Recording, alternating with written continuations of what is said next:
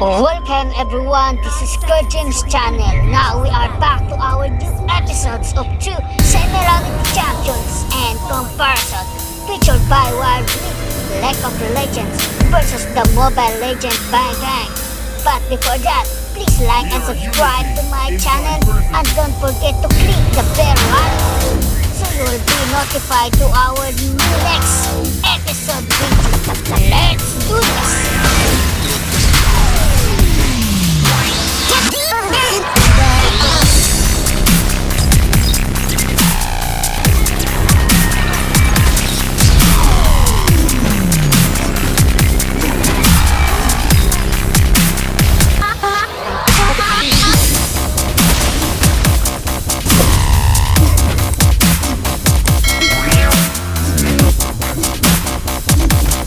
Nasus and Renekton were two brothers with very different personalities.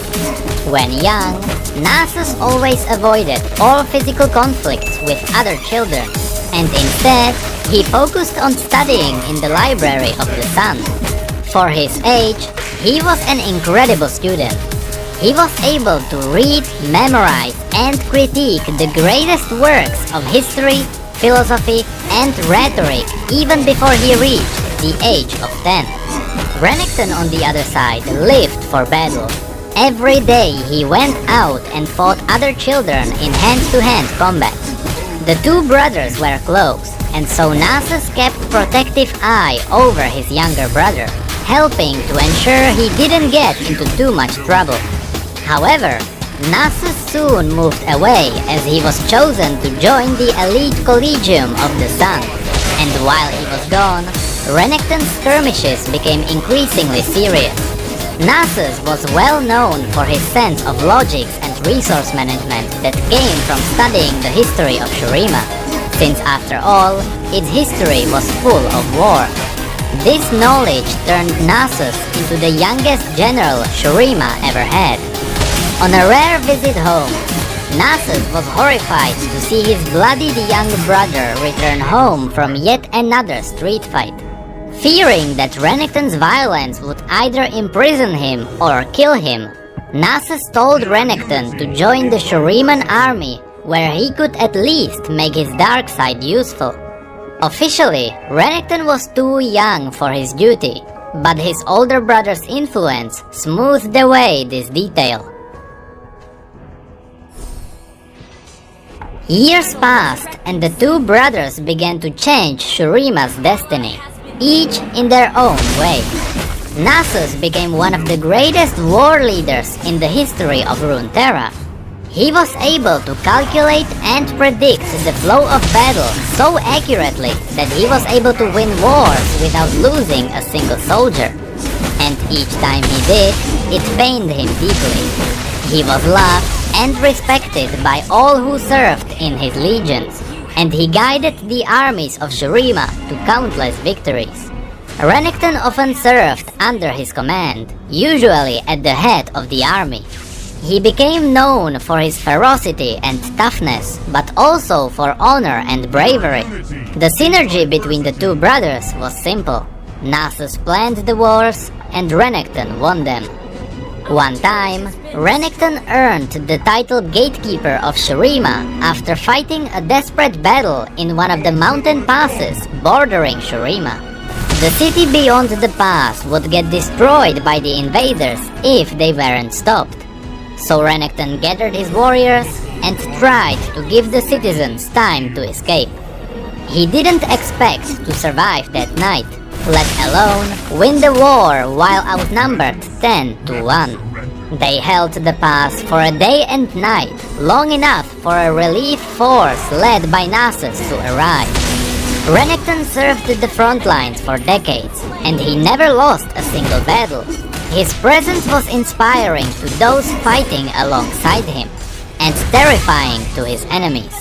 His reputation was so powerful that some enemies surrendered as soon as they heard Renekton was marching on them. More years passed, and Nasus became a victim of a terrible sickness. Some say he encountered Amumu, a long-dead child king said to bear a terrible curse.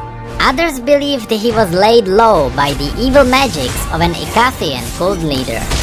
Whatever the truth, the Emperor's own physician declared with a heavy heart that Nasus was incurable and would be dead within a week. Dark times followed, for Nasus was Shurima's brightest star and beloved by all. The Emperor himself begged the priesthood to save him. After a day and night of communing with the divine, the priests declared it the will of the sun god that Nasus would be blessed with the ascension ritual. When the news about Nasus arrived to the front lines, Renekton raced back home to find Nasus as a pale shadow of his former self.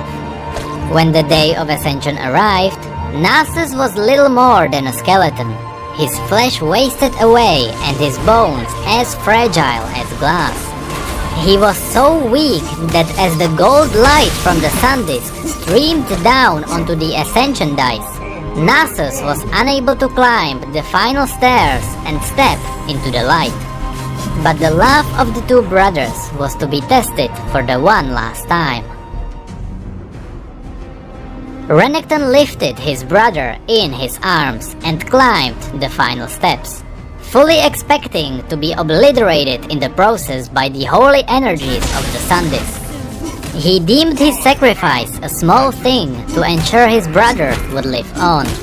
He was just a warrior, after all, albeit and talented one, while his brother was a fearless scholar, thinker, and general. Renekton knew that Shurima would need Nasus in the years to come. Renekton was not destroyed, however. Beneath the blinding radiance of the sun disk, both brothers were raised up and remade. Nasus was now towering jackal-headed being of great strength, his eyes glittering with fierce intelligence, while Renekton had been transformed into a heavily muscled behemoth bearing the likeness of a crocodile. They took their place alongside the other rare ascended beings of Shurima and became its protectors. While Renekton had always been a great warrior, now he was virtually unstoppable. Nasus too had been gifted with great powers far beyond the human understanding. Now he could not only study history, but live it too. Throughout their new incredible powers, the Ascension had one side effect on Renekton. His human side began to fade away as his ferocious side awoke. One day, the Shuriman army sieged the city called Nashrame.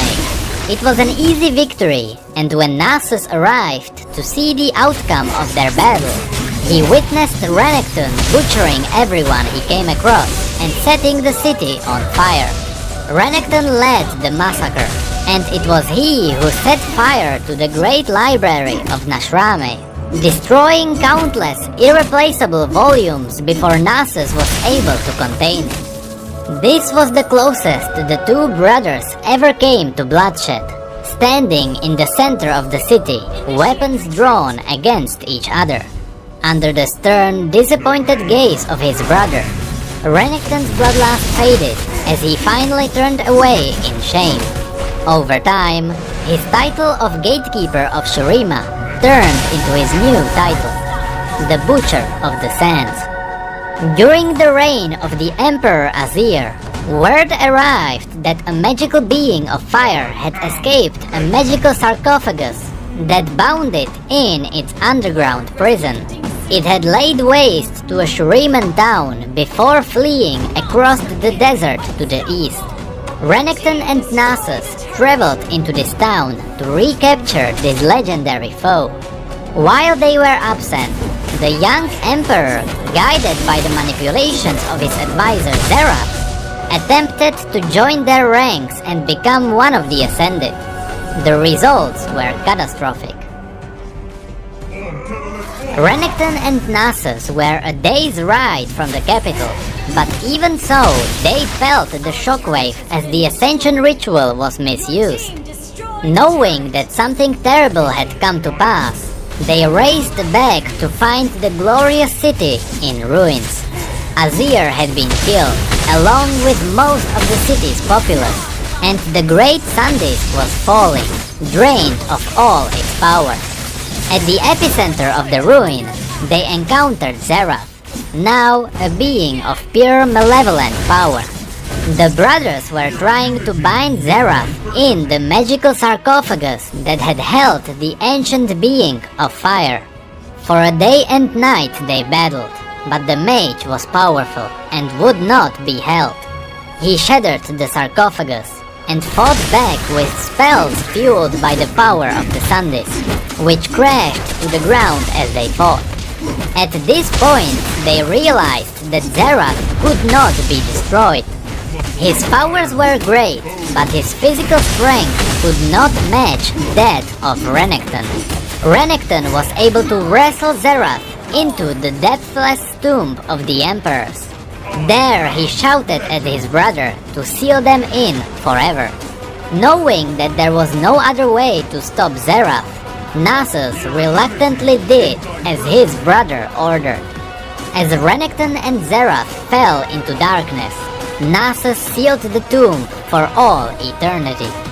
In the darkness, Zerath and Renekton continued their battle. For uncounted years, they fought as the once great civilization of Shurima collapsed to dust in the world above.